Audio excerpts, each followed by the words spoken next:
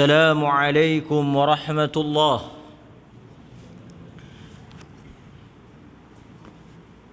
الحمد لله نحمده ونستعينه ونستغفره ونتوب إليه ونعوذ بالله من شرور أنفسنا ومن سيئات أعمالنا. من يهده الله فلا مضل له ومن يضلله فلا هادي له. أشهد أن لا إله إلا الله وحده لا شريك له وأشهد أن محمدا عبده ورسوله. أما بعد. Muka surat 69. Kita skip satu tajuk, kita pergi muka surat 69 kerana 65 tu kita bawa ke minggu satu lagi. Muka surat 69 hadis 17. Muka surat 69 hadis nombor 17. Boleh?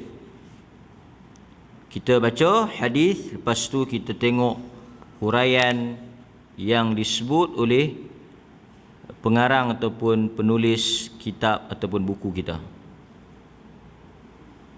Okey? Daripada Al-Mughirah bin Syu'bah radhiyallahu an, beliau berkata, beliau di sini daripada Al-Mughirah bin Syu'bah. Bukan Nabi katalah, beliau berkata. Beliau ni merujuk kepada Al-Mughirah bin Syu'bah radhiyallahu an. Yakni Mughirah ni bila ada radhiyallahu an, maksudnya dia daripada kalangan sahabat Nabi sallallahu alaihi wasallam. Kata dia, kasafatis syamsu ala ahdi Rasulillah sallallahu alaihi wasallam yawma mata Ibrahim. Telah berlaku kasafatis syams, telah berlaku gerhana matahari ala ahdi Rasulillah, pada zaman Rasulullah sallallahu alaihi wasallam. Kebetulan terjadinya gerhana matahari tersebut, kebetulan terjadinya gerhana itu yauma mata Ibrahim, pada hari meninggalnya atau pada hari kematian, kewafatan Ibrahim bin Muhammad sallallahu alaihi wasallam. Siapa Ibrahim? Sekali lagi kita tak sebut, dia kata Nabi Ibrahim pula. Dia kata Nabi Ibrahim mati zaman Nabi Muhammad. Kan? Sebab ada orang kata Al-Imam Syafi'i ikut Abul Hasan Al-Ash'ari. Kan? Abu Hasan mari kemudian, kan? Macam mana Al-Imam Syafi'i ikut Abul Hasan. Jadi Ibrahim di sini siapa dia? Anak Nabi sallallahu alaihi wasallam, Ibrahim. Yang mana kita tahu Nabi sallallahu alaihi wasallam ni hanya memiliki anak, dikurniakan zuriat daripada Khadijah. Tapi Ibrahim ni merupakan anak daripada Maryah, yang merupakan hamba yang dihadiahkan kepada Nabi. Yang mana kita semua maklum di dalam hukum Islam adanya apa yang disebut dengan hukum berhubung dengan hamba. Hamba wanita. Hamba lelaki pun ada, tapi hamba wanita ni dia ada hukum khas, iaitu boleh setubuhi atau boleh ditiduri oleh tuan lelakinya, hamba. Panjanglah cerita hamba ni. Kan orang putih sebut slave. Hamba abdi. Kan? Okey. Faqala an-nas, apabila berlakunya gerhana matahari ni pada hari kematian Ibrahim, faqala an-nas, maka bercakap-cakaplah manusia. An-nas, pada zaman Rasulullah tu manusia bercakap-cakap, gosip, ataupun duduk kaitkan. Kasafati syamsu limauti Ibrahim, berlakunya gerhana ini adalah disebabkan oleh ataupun berkaitan, berpunca daripada kematian Ibrahim. Tengok, duk tak duk, hari Ibrahim mati, berlakunya gerhana. Maksudnya gerhana itu berpunca disebabkan oleh kematian Ibrahim. Itu antara perkara yang disebut dan dipercayai oleh sebahagian daripada kalangan manusia pada ketika itu. Apabila perkara ini sampai kepada Nabi sallallahu alaihi wasallam, yang mana mereka mengaitkan berlakunya gerhana kerana kematian Ibrahim, maka Nabi menegur apa yang diperkatakan oleh mereka. Maka masuklah hadis ni di dalam tajuk ini, iaitu teguran Rasulullah. Apa yang Nabi tegur? Nabi tegur apa, tuan-tuan? Nabi tegur kepercayaan mengkaitkan gerhana dengan kematian anak baginda Ibrahim. Tajuk ni memang baguslah. Banyak benda boleh tibai ni. Betul. Sebab orang kita ni memang dia sukalah mengait-ngaitkan. Darah ibu jari pun ada pasal, pinggan pecah pun ada pasal, apa ramah-ramah masuklah rumah ada pasal. Malam ni kita nak clear buang bab-bab tu. Kan? Bunyi burung hantu, burung apa lagi, segala burung, kejit mata, gatai tangan. Apa lagi? Apa lagi? Tokok lidah, tergigit lidah, bewok lintah, ada saja. Macam mana? Lepas tu dia buat bersabit lah. Dia kata ni lah jadi ni. Yang ni kita nak bagi jelas lah. Kerana ini bukan perkara kecil. Mengaitkan sesuatu kejadian dengan kejadian atau perkara yang berlaku ini ditegur oleh Rasulullah. So apakah? Duk tak duk? Duk makan elok-elok, tersedak. Dia kata madu aku pergi duk sebut lah. Madu duk sebut ni. Duk teringat ke dia, madu duk sebut. Bini nombor 2. Abang dia duk teringat kat abang tu, cik tersedak. Abang balik kah? Kan harmoni rumah tangga begitu. Duduk elok-elok, bergurau senda sekeluarga. Kan? Tak apa, kita baca lagi. Ni gerhana ni. Saya nak gerhana sungguh lagi. Sambung balik. Lagi Nabi SAW ni dia tegur. Dia kata, inna syamsa wal qamara la yankasifani li mauti ahadin wala li hayatih fa idza ra'aitum fasallu wad'u Allah. Dalam sebahagian riwayat dia tambah wa tasaddaqu. Apa maksud dia? Nabi kata sesungguhnya, sesungguhnya taukid, nak menguatkan tu, Nabi nak menegaskan. Nabi kata apa?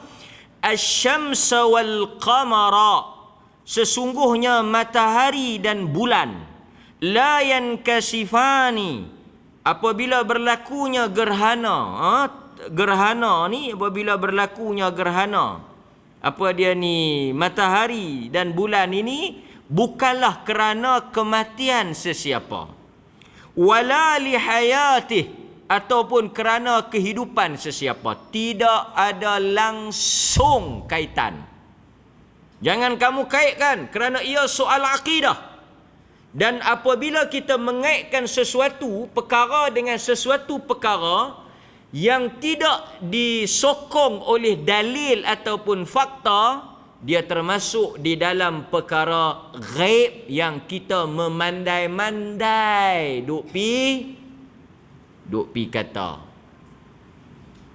Allah tak sebut, Nabi tak bagi tahu, dan tidak ada fakta, tak ada dalil, tak ada keterangan dalam isu itu. Kita pandai-pandai fikirkan, benda ni jadi sebab ni, benda ni berlaku kerana perkara ini. Apabila kita sandarkan, kita kaitkan, kita pandai-pandai pi sebut macam tu, artinya kita telah bercakap tentang benda ghaib yang kita tidak ada ilmu tentangnya. Menyandarkan sesuatu perkara yang tidak ada dalil, tak boleh. Dan dia akan membawa kepada suatu bab yang sangat berbahaya. Apa dia tuan-tuan? Yang disebut sebagai khurafat ataupun tahyul. Itu pun saya akan sentuh sekejap lagi, berhubung dengan khurafat di dalam masyarakat Melayu yang mempercayai perkara ni berlaku disebabkan oleh perkara-perkara tertentu. Walaupun kita sering kali duk sebut, beberapa tempat dah kita cakap benda ini, tetapi masih belum jelas. Sebahagian daripada kita masih lagi duk percaya. Dia kata kalau mati kawan ni, tak lama berikutlah kawan nu. Kalau mati jiran lorong satu, akan matilah jiran lorong tiga. Dia dekat lagu tu. Tak boleh. Nabi kata apa? Fa idza raaitum, apabila kamu melihat berlakunya gerhana. Maksudnya kita diizinkan oleh Allah untuk tengok gerhana. Nabi kata fasallu, apa yang patut kamu lakukan? Yang pertama, semayang gerhana.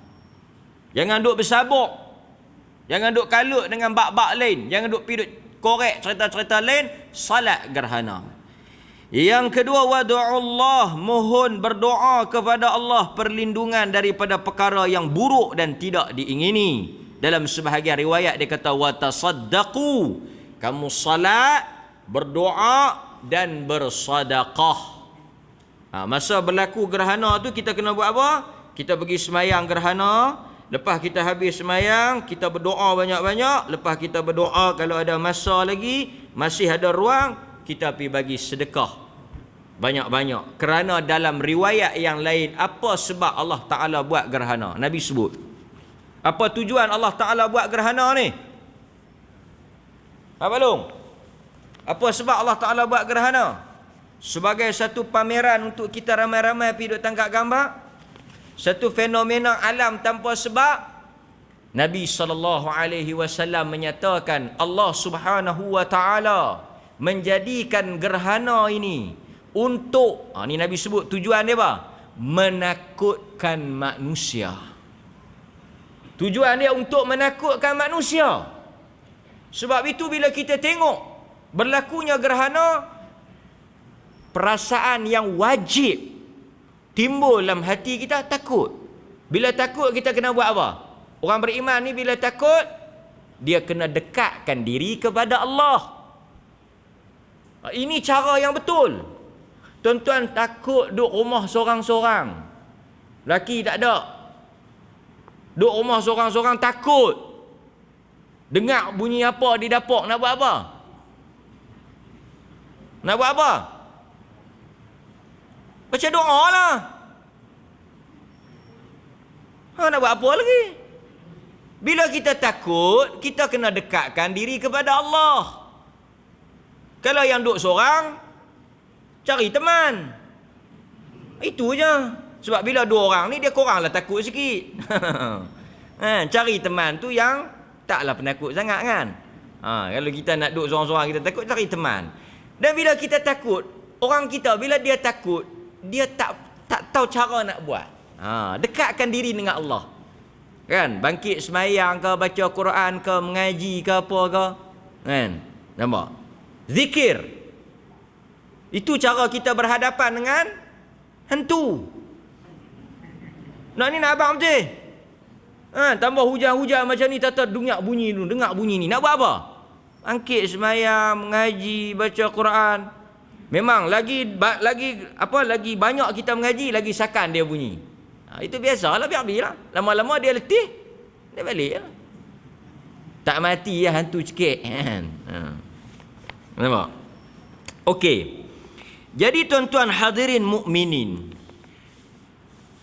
di dalam masyarakat jahiliyah dan sebahagian daripada masyarakat di dalam dunia ini yang bukan Islam, mereka mempercayai bahawa terjadinya gerhana ini di atas banyak sebab. Jadi Islam mari nak membersihkan akidah daripada percaya perkara-perkara khurafat ni. Umpamanya, mereka kata apa? Mereka kata, dalam sebahagian masyarakat, mereka sebut berlakunya gerhana ini kerana adanya seekor raksasa besar yang sedang menelan matahari. Ni siapa percaya ni? Ni orang bukan Islam. Jadi kita orang Islam ni kena bagi clear. Sebab sebahagian kepercayaan kita, kadang-kadang orang Islam ni dia pergi percaya, kepercayaan yang dia percaya tu diambil daripada kepercayaan orang bukan Islam. Dan ni hujan-hujan ni jangan sebut langsung di mulut tu yang dia ada kaitan dengan katak. Tak ada kaitan dengan katak.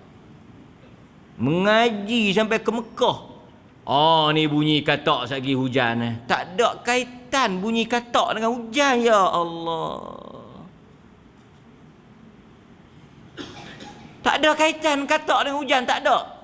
Mempercayai turunnya hujan berkaitan dengan bunyi katak, salah satu contoh khurafat.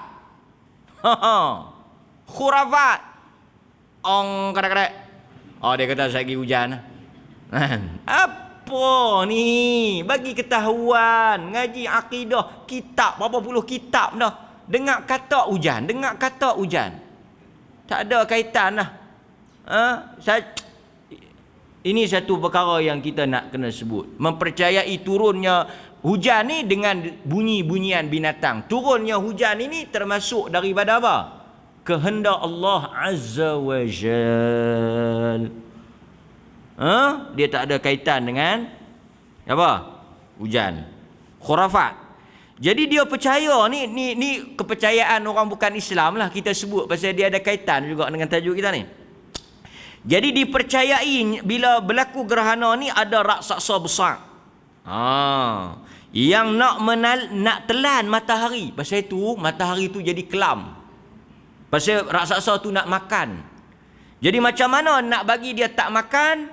Maka ajaran ataupun kepercayaan sesetengah agama ataupun kepercayaan setengah ajaran ni, dia akan buat bising untuk menakutkan raksasa tu. Jadi mereka akan ketuk lah, gendang lah, drum lah. Mereka ketuk ni. Masa berlaku gerhana tu ketuk. Gedung. Pasal apa ni? Pasal nak bagi terkejut raksasa tu. Jadi bila raksasa tu terkejut, tak jadilah makan, loh balik. Sonok lah. Sonok ada cerita ni. Sonok.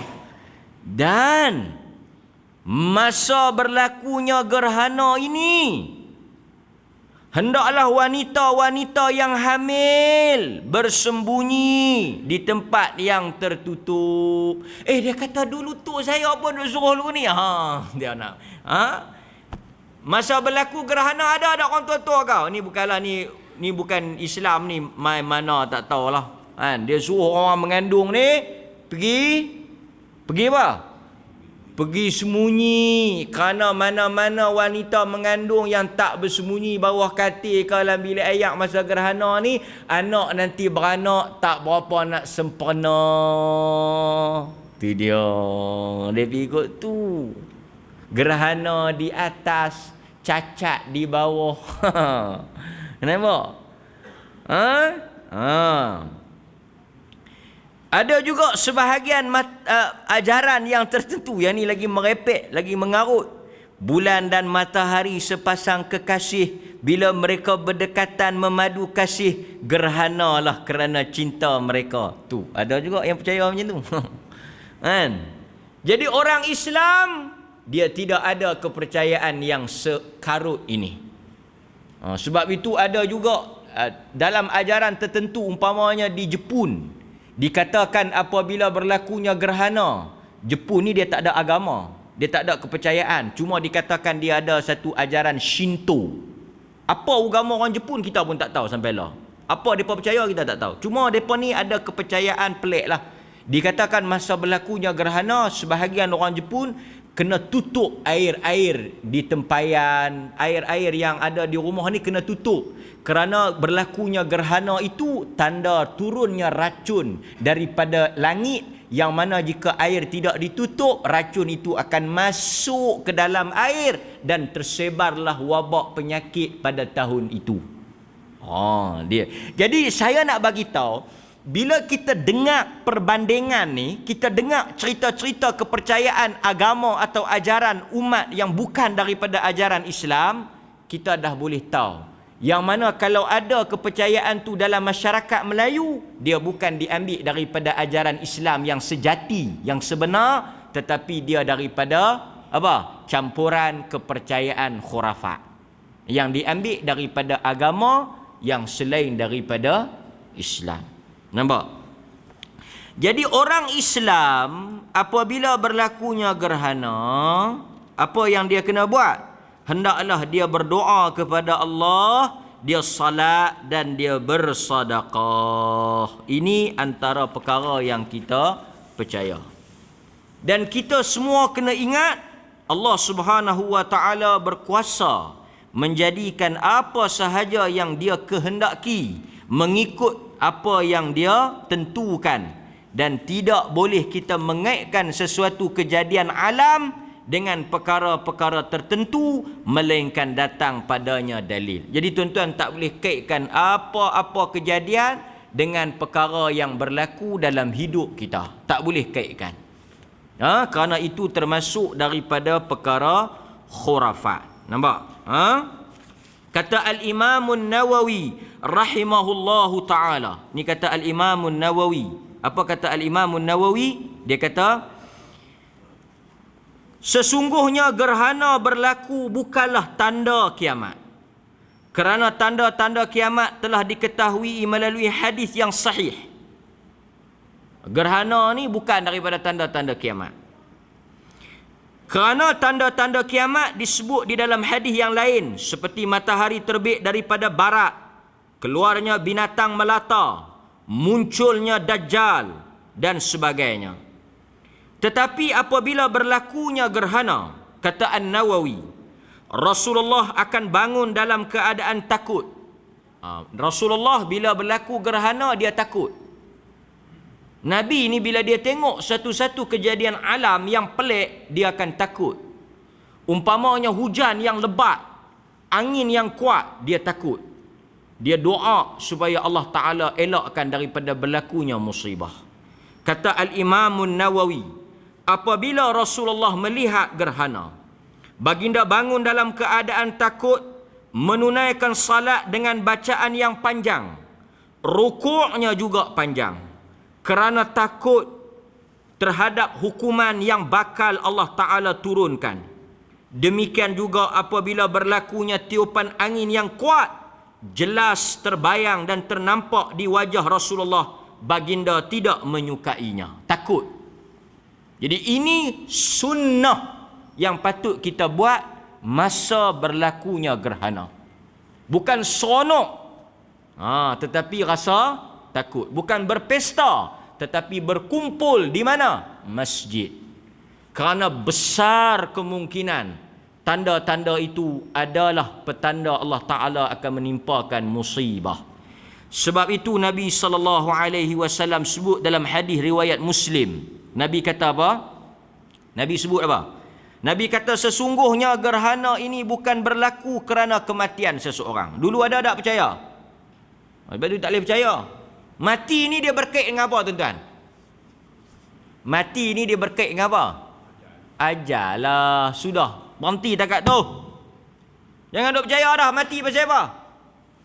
Tak ada kaitan mati ni dengan sabit apa. Sebab itu orang tanya saya, betul ke Ustaz ada hadis tanda-tanda mati 100 hari, tanda-tanda mati 40 hari, tanda-tanda mati? Tanda-tanda mati ni tak ada dalam hadis. Apa dia tanda mati yang mereka duk kata tu? Tak tahulah Ustaz, ada kata telinga jatuh, ada kata hidung kembang kecut, ada kata mata duk kejit-kejit belah kanan belah kiri. Saya tak tahulah. Tapi mati ni tak ada kaitan dengan semua tu. Mati ni tak ada kaitan.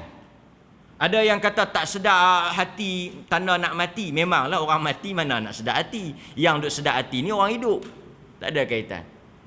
Adakah saya ni Ustaz 3 malam berturut-turut mimpi batu nisan? Apakah petanda dia? Petanda dia hang nak mati? Tak ada, jangan duk percaya. Hidup mesti diteruskan. Selagi mana belum sampai ajal kita berdentum guruh di langit, sambung menyambung kilat, takkan mati kita kalau belum ajal. Ini hidup pun dia kata Ustaz, susah hatilah no. Awak murung, tak tahu nak buat apa, makan tak lalu. Awak dia duk berasa macam nak mati. Baguslah, mayang pergi banyak. Yang tak bagusnya berasa macam tak mati. Yang tu tak bagus.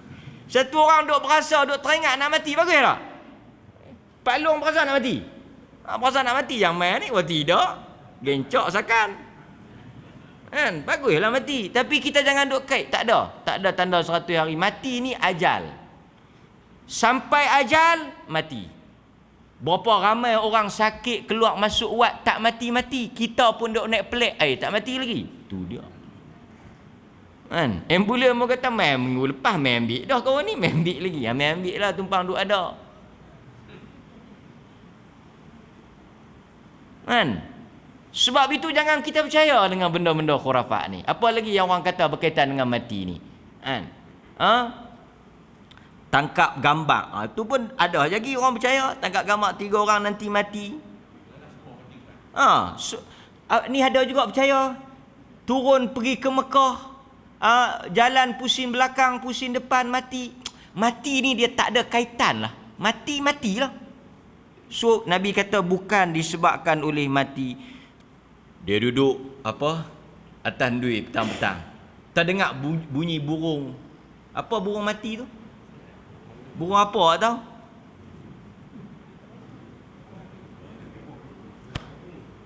Lepas tu dia dengar tak? Siapalah nak mati hari ni? Apa punya soalan lah? Maksud burung punya bunyi. Siapalah nak mati ni? Awak ni bunyi ni mesti ada orang nak mati. Tak ada siapa nak mati lah bu. Tak ada siapa nak mati lah bi. Haji Bakhir nak kahwin lagi, adalah. Yang dia boleh duk percaya tu, dia pegang telekung nak main masjid tu. Keluar-keluar nak turun naik kereta, dalam telekung tu dengar bunyi burung. Nak berjalan main masjid, duk percaya bunyi burung nak bersabit orang mati. Tak ada. Ada juga yang percaya kalau tengok orang mati, Badi kot. Badi ke dia sebut? Badi ya, badi. Ada orang tanya, dia kata, "Ustaz, saya ni jenis lemah. Balik ni duk teringat ke mati." Badi. Apa badi? Badi ni? Ada dalam ajaran Islam badi? Dalam Islam tak ada badi-badi ni. Sial tak ada, badi tak ada. Lepas tu duk buat, aku lemah, aku tak boleh tolong, nanti kalau balik aku terkena badi, aku teringat. Hang tu penakut, badi. Tak ada badi. Ini saya nak sebut pasal dalam kepercayaan orang Melayu ni cukup kuat, tebal. Boleh clear? Tak ada badi. Balik, mandi je. Sebab Nabi kata, siapa yang mandikan orang mati, mandi. Siapa yang angkat orang mati, wuduk. Cukup. Tak ada Nabi sebut, kalau tidak, kamu akan teringat. Saya ustaz balik, duk terbayang muka orang mati. Memanglah kita terbayang muka dia. Dan kita tengok dia. Dan benda yang bermain dalam fikiran kita, memanglah. Saya tak tahulah tuan-tuan, paling banyak soalan sejak saya duk mengajar ni, bab-bab mati ni, banyak orang duk tanya, apakah petanda ustaz? Apa dia? Saya duk termimpi arwah si mati. Dia tak bagi hang menikah lain lah tu. Betul ke ustaz? Betul. Jangan kahwin, dia marah tu. Tak kahwin dia, kena muhung. Apa? Dia marilah. Tuan-tuan, dari sudut psikologi, kita kena faham, mimpi ni psikologi. Apa itu mimpi? Sesuatu yang kita fikirkan benda tu. Mimpi ni, apa yang kita fikirkan, dia akan masuk dalam mimpi. Dia akan terbawa-bawa. Dari sudut psikologinya macam tu. Tuan-tuan terfikir satu orang, tuan-tuan duduk ada kaitan dengan dia akan marilah mimpi. Itu aja. Dalam hadis yang lain Nabi kata, kalau petanda baik dari rezeki daripada Allah, kalau mimpi buruk tak ada kaitan. Betul tak? Pasal itu orang tanya saya, bila kita istikharah ustaz, macam mana kita nak tahu Allah Ta'ala pilih yang mana? Kita tak tahu. Istikharah kita tak tahu, pasal dia tak ada tanda. Cuma bila kita istikharah, kita buat pilihan yang mana kita rasa baik untuk kita, yang mana kita rasa elok untuk agama kita, kita pilih yang tu. Macam mana kita nak tahu? Allah Ta'ala a'lam. Sebab itu orang yang istikharah ni, sebahagian ulama kata, selepas dia buat pilihan, dia istikharah. Untuk dia nak tengok, adakah Allah Ta'ala pemudah? Adakah orang yang istikharah mesti mimpi? Adakah orang yang istikharah mesti ada tanda? Tak ada. Saya dah dapat istikharah dah ustaz, yang mana calon tu tak layak untuk saya. Apa tanda dia? Saya telefon dia 3 kali, dia tak angkat. Tu tanda. Dia sakit perut, tanda. Apa hang ni lah. Pandai orang kita buat tanda ni, dia pandai. Bab-bab tanda ni. Nampak? Bayi tak boleh tengok cermin. Bayi tak boleh pijak tanah. Orang masuk jawi tak boleh pijak tanah. Bentan.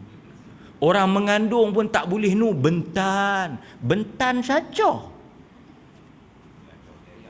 Langkah teh ayam pun tak boleh. Memanglah. Langkah teh ayam. Yang Astaghfirullah. Mana hadis tadi? Saya sebut, pasal apa saya nak kena sebut contoh banyak ni? Pasal bila kita sebut benda ni, dia percaya api benda tu. Tuan-tuan kena pegang prinsip dia, tak ada. Tak ada. Apa guna kita mengaji? Saya pun tak tahulah. Saya pun tak faham apa guna kita mengaji takdir kalau kita tak boleh beriman dengan takdir. Satu benda tak akan berlaku melainkan dengan izin Allah. Tak ada. Tak ada benda boleh mengapa-ngapakan kita. Kita pegang yang tu sudahlah. Kita beriman dengan rukun iman yang ke-6, segala perkara yang berlaku dengan takdir Allah. Maksudnya benda tu berlaku dengan kehendak Allah, bukan dengan perkara-perkara yang tak ada kaitan. Nampak? Ada yang kata kawan ni tak mati ustaz. Pasal apa dia tak mati? Dia ni dah mati lama tapi dia tak mati lagi. Macam mana hang ni cakap apa ni? Ketum ke biak ke apa ni? Dia ni dah mati tapi tak mati lagi. Apa dia? Kan? Sebab apa dia tak mati lagi? Ada saka. Nak kena buang dulu ustaz saka ni. Nak kena buang dulu, nak buang. Lepas buang baru mati. Sakan saka ni no. Pasal apa sakan? Malaikat maut pun tak boleh lawan dia. Malaikat maut nak ambil, pi balik. Yang kita tahu bila malaikat maut main dengan saka-saka maut. Macam mana boleh percaya kata saka ni? Kan? Adalah satu mamat jubah mana tak tahu duk pakai tasbih di leher. Ya Rasulullah ya. Aku kata ya Allah. Tu dalam video tu. Ya Rasulullah tolong hamba-Mu. Jin mai. Saya ingat jin tu bukan duduk dalam orang yang sakit tu. Jin tu duduk dalam badan dia tu. Dia tu yang masuk hantu. Tapi saya ingat kalau hantu tengok dia pun lari hantu tu. Hantu kalau tengok lebih hantu hang daripada aku ni tengok. Pi duk panggil tuan-tuan tengok. Ada orang pi berobat dengan ada. Pakai jubah pi berobat. Pusat perubatan apa tak tahu. Khurafat betul pusat perubatan tu. Tasbih lebih kepada Tok Bomo Sholin. Sholin tu kalau tengok, dia kata sakan dia ni. Dak pelang teruk agama kita ni, pelan karut nah. Kepercayaan masyarakat orang awam ni pelan jadi tenggelam punca. Tak tahu pasal apa. Mungkin tekanan Covid kot duk berkurung dalam rumah kan. Duk berkurung dalam rumah duk tengok tak tahu apa jadi map tekanan. Kan? Sebab itu penting kita dalam kuliah-kuliah akidah, kuliah-kuliah ahli sunnah patut tekankan soal akidah yang benar, soal beriman kepada Allah, soal tidak mempercayai perkara ghaib melainkan apa yang ada dalam Quran dan sunnah, dan kita tidak mempercayai perkara-perkara khurafat, tahyul, ilmu hitam, sihir apa semua ni melainkan melalui Al-Quran dan sunnah. Ini penting tuan-tuan. Sebab itu apa sahaja masalah, apa sahaja perkara yang berlaku, kita beriman dengan izin Allah dan kepada Allah jua kita menyerahkan urusan kita. Hasbiyallahu la ilaha illa hu alaihi tawakkaltu. Itu kita baca pagi dengan petang, betul tak? Kan pagi berapa kali kita baca, petang berapa kali kita baca hasbiyallah la ilaha illa hu alaihi tawakkaltu. Cukup. Nabi SAW kata, walakin Allah yursiluha yukhawif biha ibadahu fa idza ra'aitum minha syai'a fafza'u ila dhikrihi wa du'aih wa istighfarihi. Ni Nabi sebut ni. Nabi kata walakin Allah, dalam hadis riwayat Muslim. Hadis ni sahih riwayat Muslim. Nabi kata Allah menghantar gerhana untuk apa? Yursiluha yukhawwifu biha, untuk menakut-nakutkan kamu dengannya, untuk bagi kita takut, bagi kita rasa takut dengan kebesaran dan kekuasaan Allah. Fa idza raaitum, apabila kamu melihat kejadian itu, fafza'u, Nabi kata segeralah, cepatlah, bersegeralah kamu semua ila zikrihi, kepada mengingatinya, yakni salat, wa du'aih, dan berdoalah banyak-banyak kepadanya, wastighfarihi, dan mohonlah ampun kepada Allah apabila kamu melihat berlakunya gerhana matahari ataupun gerhana bulan. Itu apa yang disebut oleh Allah, oleh Nabi SAW, tujuan Allah menjadikan gerhana. Dapat? Jadi tuan-tuan hadirin mukminin, saya nak sebut sedikit bila kita dah sebut perkara yang berkaitan dengan apa? Khurafat, mengaitkan sesuatu ni, kita nak ambil satu dua poin yang saya rasa penting untuk kita semua jelas berhubung dengan khurafat, dan saya akan sebut juga sebahagian contoh-contoh tambahan kepada apa yang telah kita sebut. Khurafat ni kalau kita tengok takrif dia, adalah sesuatu perkara yang dicampur adukkan di antara benda yang benar dengan benda yang palsu. Dan cerita ini selalunya mempersona dan menarik perhatian. Khurafat ni dia campur aduk benda yang karut dengan benda yang betul. Benda yang betul tu ditokok tambah dengan benda yang palsu, sehingga manusia jadi tertipu. Sebab itu kita dalam khutbah memperingatkan orang Islam supaya jangan mempercayai perkara khurafat, tahyul, karut marut yang boleh memperbodohkan akal kita yang waras. Sebab itu Islam salah satu daripada maqasid syarak ni, benda yang agama jaga apa dia? Akal. Jadi benda-benda yang kelihatan mengarut, kita tak boleh percaya. Nampak? Di antara ciri-ciri khurafat. Di antara ciri-ciri khurafat, apa dia? Cerita-cerita rekaan dongeng, khayalan ataupun karut. Cerita-cerita yang mengarut. Itu khurafat lah. Seperti Nabi Adam turun di Gunung Jerai, itu khurafat. Lagi apa lagi? Seperti Nabi, ada mereka boleh kata sampai Nabi berasal daripada orang Melayu. Kerana perangai Nabi itu lebih dekat dengan perangai orang Melayu daripada orang Arab. Tu dia. Ini khurafat. Cerita-cerita dongeng. Cerita dongeng. Pasal itu tuan-tuan kena jaga. Banyak lagi cerita-cerita dongeng kalau kita nak. Pasal itu kita kata mempercayai bubur Asyura khurafat. Pasal cerita palsu. Kayu koka khurafat. Sebab palsu. Cerita-cerita karut, dongeng, palsu, merapu, merepek, mereka, yang ni semua kita boleh cop khurafat. Siapa-siapa mai reka cerita tak ketahuan hala, mai duk buat cerita create, cerita pelik-pelik, kita katakan cerita itu khurafat. Kerana mengandungi unsur-unsur yang bohong. Nampak? Tuan-tuan kena faham. Tu satu. Yang kedua, khurafat juga adalah kepercayaan ataupun amalan ataupun perbuatan. Kena ingat, kepercayaan, perbuatan atau amalan yang bercanggah dengan akidah Islam. Kepercayaan ke, adat istiadat ke, ini kita boleh kata khurafat juga. Umpamanya contoh apa? Lenggang perut. Dia faham tuan-tuan, lenggang perut dengan perut melenggang lain. Perut melenggang yang gemuk tu kan melenggang. Yang ni lenggang perut. Apa pasal kita kena lenggang perut? Perut berapa kita lenggang?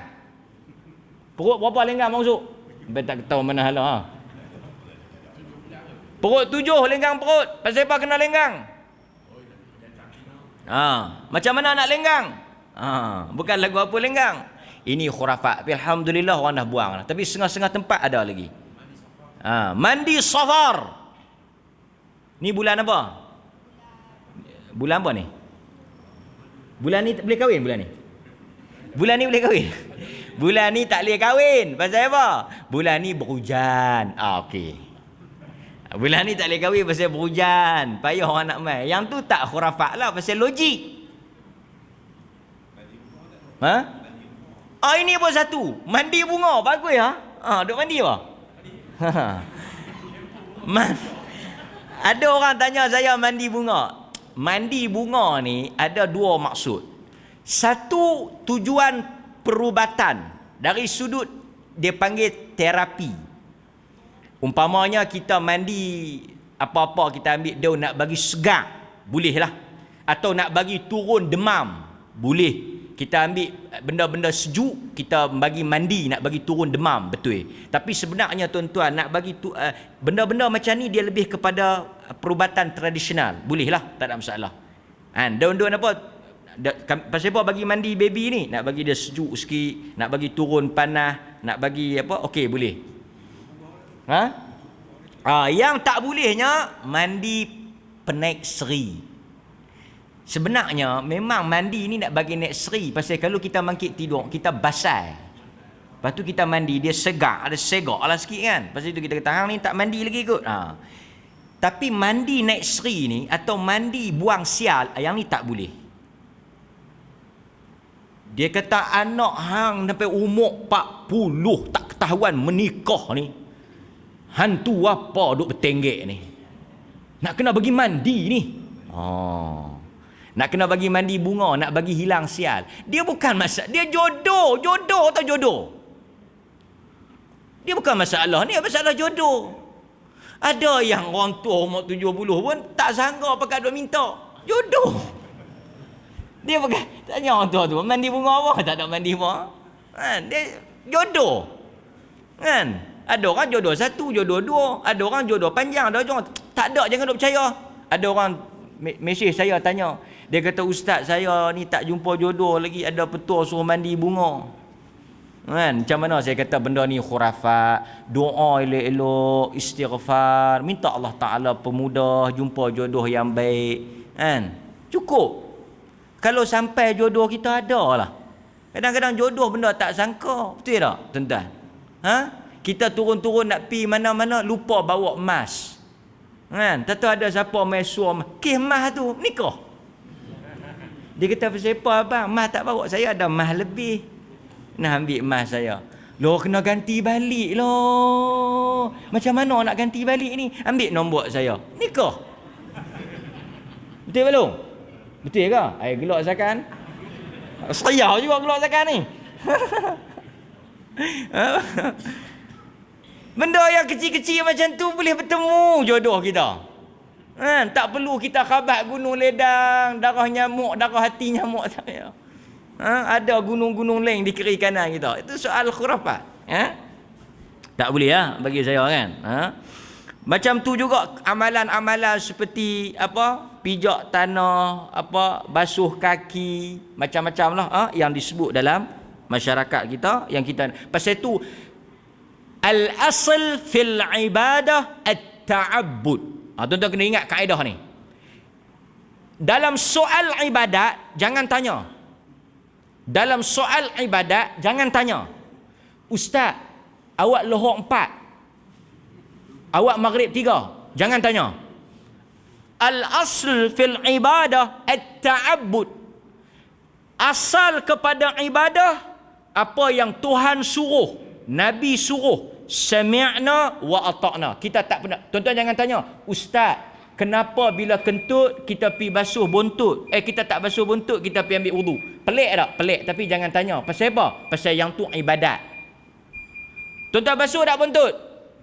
Kentut di mana? Di mulut ke di buntut? Tapi pasal apa pi basuh mulut? Pasal Tuhan suruh.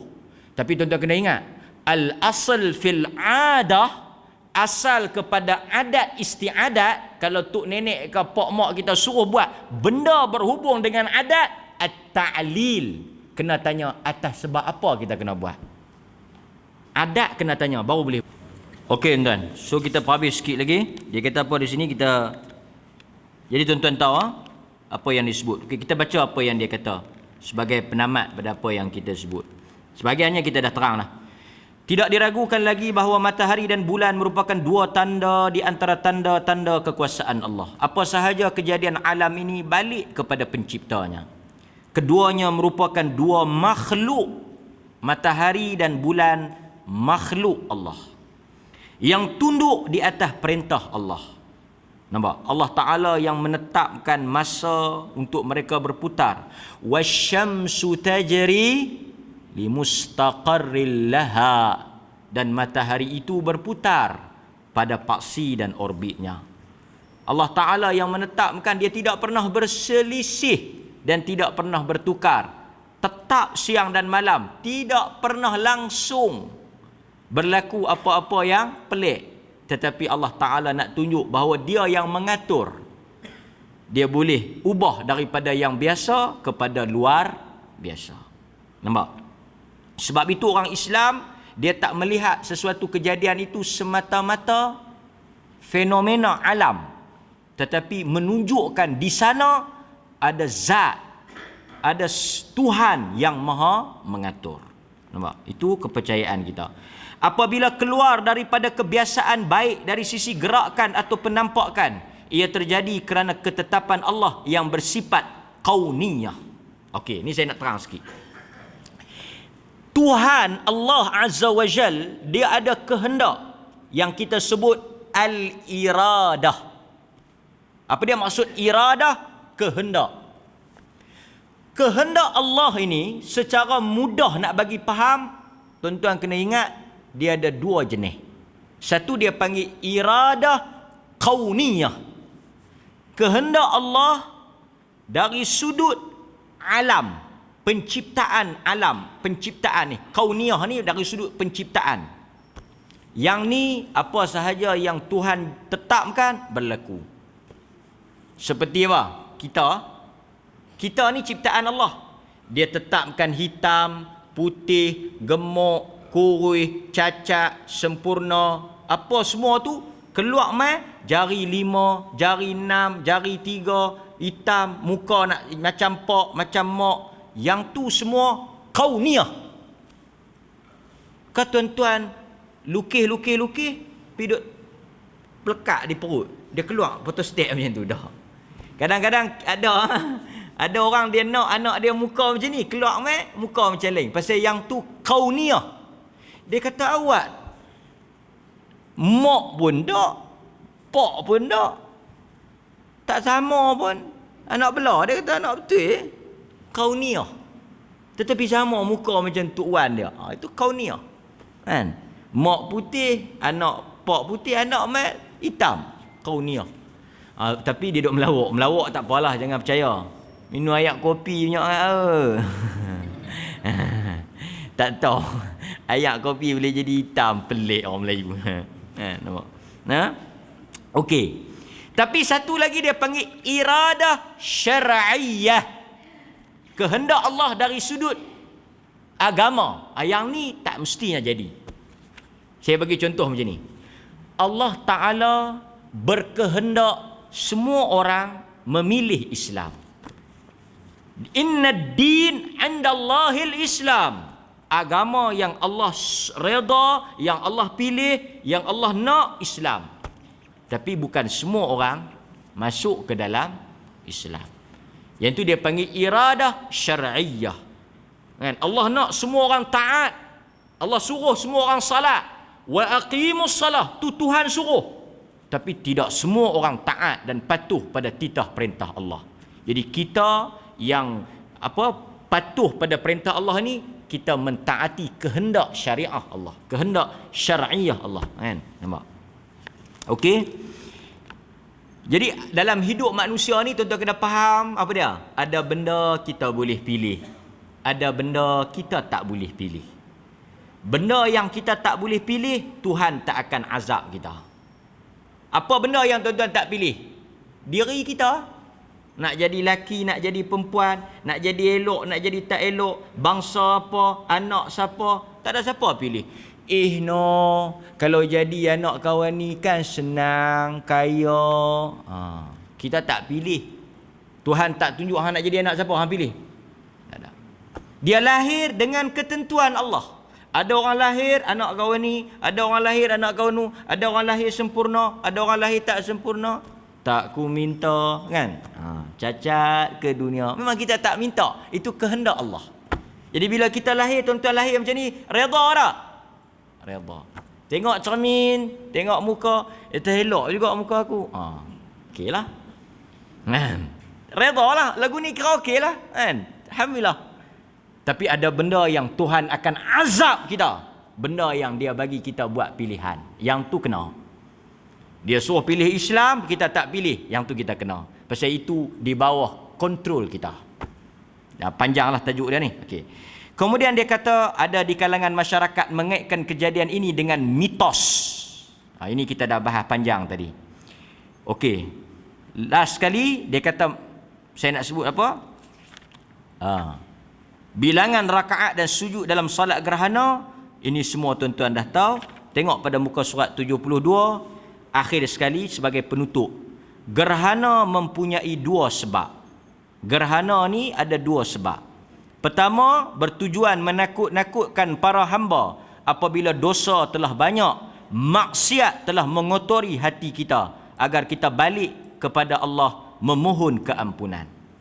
Yang kedua, gerhana berlaku adalah sunnatullah. Apa makna sunnatullah? Kita duk dengar sunnah Nabi. Kita jarang dengar sunnah Allah. Sunnatullah, sunnah Allah maksudnya ketetapan Allah pada alam ini. Makan, kenyang. Api, panas. Pisau, memotong. Itu dia panggil sunnatullah. Ketentuan Allah. Siapa yang belajar, pandai. Siapa yang rajin, senang, dapat rezeki. Itu sunnatullah. Nampak? Okey. Sebagaimana yang diketahui umum, terjadinya gerhana matahari apabila bulan berada di antara matahari dan bumi. Adapun sebab terjadinya gerhana bulan adalah sebab kedudukan posisi bumi antara matahari dan bulan. Ini kenapa berlakunya gerhana matahari dan kenapa berlakunya gerhana bulan. Dari sudut apa? Kejadian alam. Kejadian alam itu dia panggil sunnatullah. Iaitu ketentuan Allah Subhanahu wa ta'ala. Hadirin mukminin, itu sahaja hadis yang boleh kita bahas pada malam ini.